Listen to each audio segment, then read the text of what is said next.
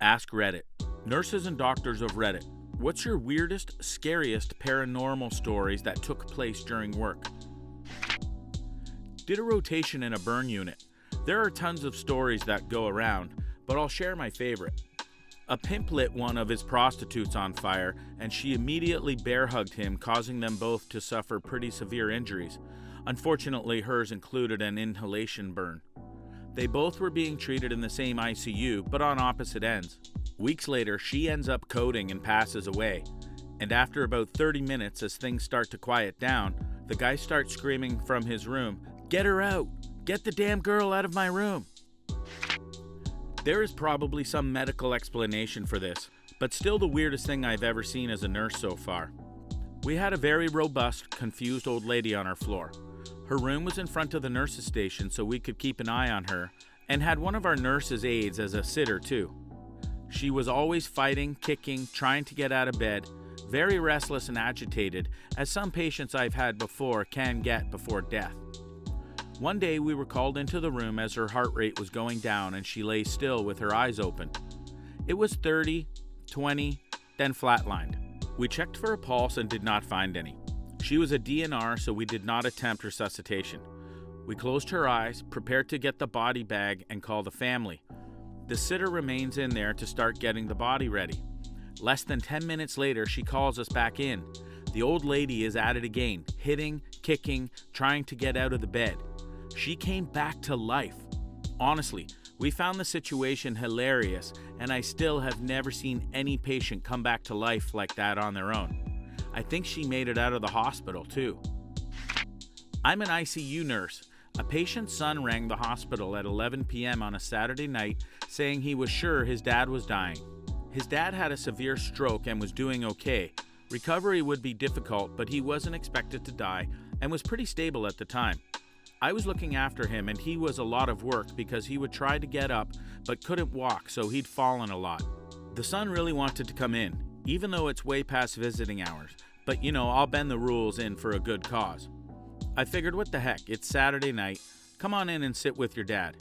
Patient died about 2 minutes before the son walked in the door. It was like a switch was turned off. He just died. The last thing he said to me was, "Am I bothering anyone?" I told him of course not, even though he had some very frustrating behavior because of the stroke. The son just started crying and screaming. I knew it. How the heck he knew? We were all a bit freaked out. I've worked in a small family-run nursing home for 6 years as a nurse aide. It was an orphanage before it became a nursing home, and unfortunately, before being shut down, the orphanage had a history of severe abuse and neglect. Unfortunately, it's not gossip the owner herself told us. When residents get close to death, they always see a little girl. One of my patients is a very alert gentleman who knew all our names and was very alert and oriented. I was passing dinner trays and saw that he had his back turned and was talking and laughing in the corner. I knocked and asked him who he was talking to, and he chuckled and said, "This little girl came into my room. She was scared." He died 3 days later. About 6 months later, had another patient screaming about a little girl grabbing his feet, and she needed to leave him alone. He died that night. She's come up over the years. It's always the same thing. They see her and then they die. Other co-workers have had the same experience. It's very unsettling.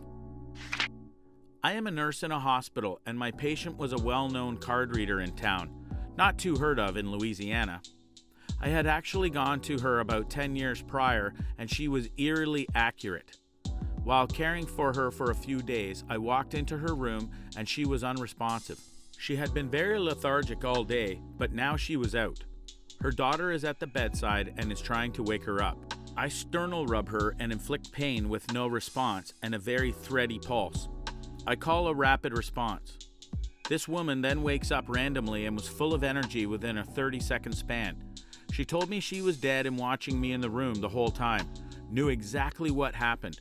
She said God told her it wasn't her time and sent her back. She went home a couple days later and she is still doing card readings. She's in her late 80s.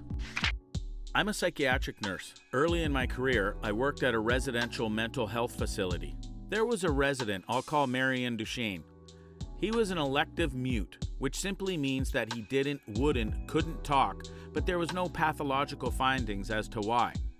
He had spoken earlier in his life and in fact seemed quite normal back then, with the notable exception of being close to 7 feet tall.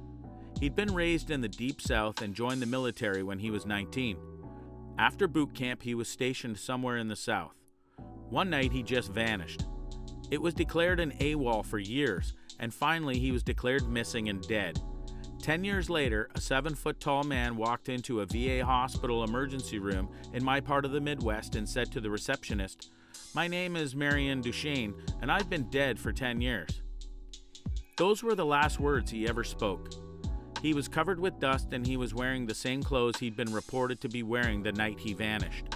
His social security number had not been used and he had no identification on his person. However, they were able to identify him, I guess via fingerprints.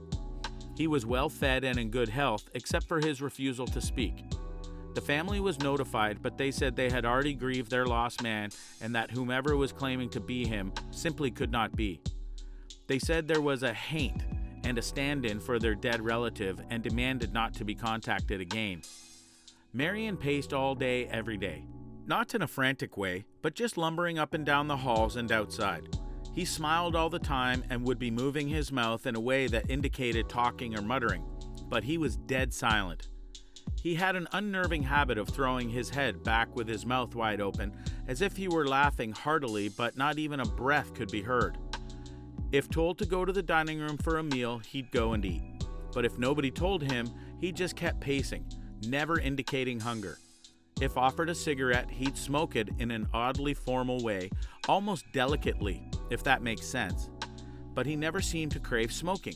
The man wanted nothing. If I talked to him, he appeared to listen, periodically throwing his head back in that laughter-mimicking way of his. There was nothing to do for this man. Various medications were tried, but they did not affect him either positively or negatively. Occupational therapy did nothing because Marion would just grin, and unless told to stay put, he'd get up and start pacing again. On my last day at the job, on my way to something better, the last thing I saw was Marion pacing in the parking lot, throwing his head back to laugh. Later, I wondered if all along I'd been dealing with a ghost. All these years later, I still don't know. I worked in a pediatric hospital and had always heard that the 4th floor right outside our oncology unit was haunted. I worked 312s normally, but would pick up overtime and picked up a night shift. I was working in the NICU, which happened to also be on the 4th floor, but on the opposite side. The oncology unit had a staircase that was a shortcut down to the cafeteria, which was on the 2nd floor. At about 3 a.m., I was ready to take a short break and wanted a cup of coffee from the cafeteria, so I decided to take that staircase. I walked through the automatic double doors and saw a kid skipping down the hall. I called out to him as I was afraid a little kid had snuck out of a patient's room. As soon as I called out to him, he turned and in the blink of an eye totally vanished. A lot of other nurses and docs had seen the same little kid skipping in that same hallway. Of course, I chalked it up to just exhaustion and didn't really think about it much after that. But you are damn sure I didn't use that hallway at night ever again. I was working at night and one of the patients died while I was in the room. We tried everything to revive this person, but it didn't work out. So after doing the papers and everything, I went to another place in the hospital and I swear that this patient who I saw dead touched my right arm. I think that I have never cried that much in my life. Maybe it was their way of saying thanks for trying. One of the rooms we have is obviously having something of a haunting. A man in a gown gestured each one of the techs to come in. She went in and he was gone. 1 week earlier, a female patient was asking to get a different room because a man wouldn't leave her room. We just thought it was some sort of delirium. Maybe others have seen him too. Savage Amelia. I grew up in an old farmhouse and I saw an old man ghost walking down the corridor with his back to me before disappearing into thin air after turning into a room at the end of the corridor. My mother, brother, as well as 2 tradesmen also saw the exact same ghost and sequence of events at different times over the years. I used to work in a nursing home, both as a CNA and an LPN, and while nothing too crazy happened, there were definitely things that happened out of the ordinary. I remember one time after someone had died, I was cleaning up her body and the door to the room swung open even though it had been firmly latched. Nobody was there. It gave me the creeps.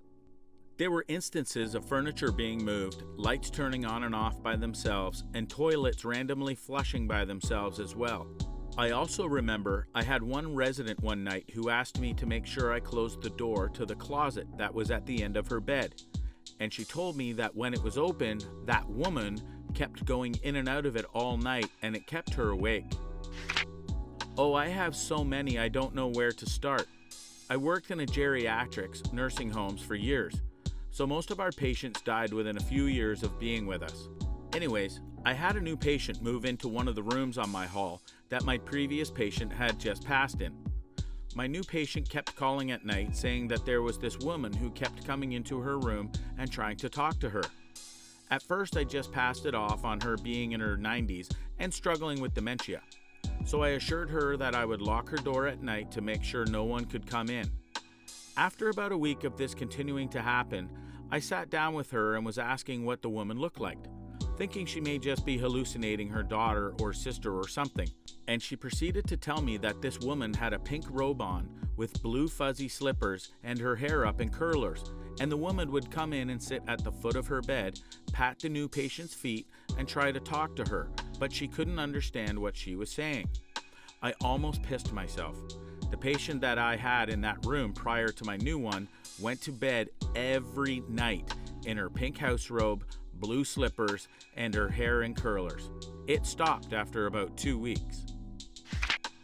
A ward I worked on once had a patient who was a psychic medium as a patient. We had a bit of a laugh with her as she was on the ward for a while. She'd had a stroke which affected her mobility, and she would do readings for the staff, etc. from time to time.